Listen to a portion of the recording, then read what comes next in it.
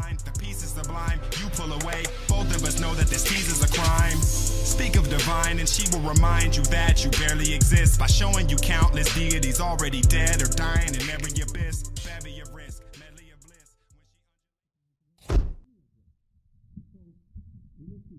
Well, what stops the infinite multiplication? And the answer to that is whim. And that's actually written into the law because the law already states that your identity is predicated on your subjective. And I would say whim, and that's also wrong. It isn't. So I was watching Louis C.K. the other night, and you know, he's a great philosopher. And he said that if you, and I'm sorry, I don't normally use profanity, but Louis C.K. does, and I am quoting him, he said, well, if you call someone an asshole, they can't actually object because it's not up to them. It's up to someone else to determine if that's the case. Because that identity classification is actually a socially negotiated process. And that's the thing about your identity. The idea that your identity is a subjective construct. It's like, and I'm being literally truthful about that, that's what 2-year-olds think. And that's why they can't play with others. So 2-year-olds are egocentric. And they cannot expand their conception of the world to include the minds of others. They don't really learn to do that till between 2 and 4. And by the way, if they don't learn that by 4, they never learn it.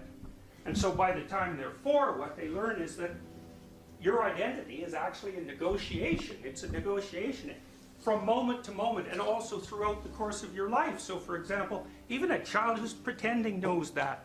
You be the mom, I'll be the dad, we'll play house. You can take on that identity and I'll take on this one, but we both have to agree on what the identity is or we can't play.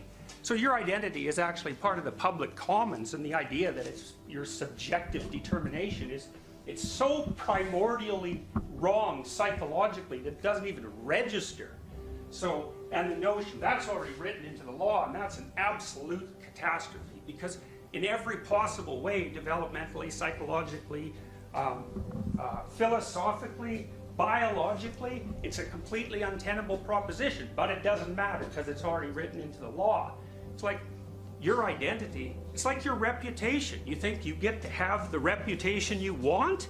Well, good luck with that one. We're so good at tracking reputation that if you, we have an evolved module for remembering reputation. You cheat once, I'll never forget it. And you don't get to object to that.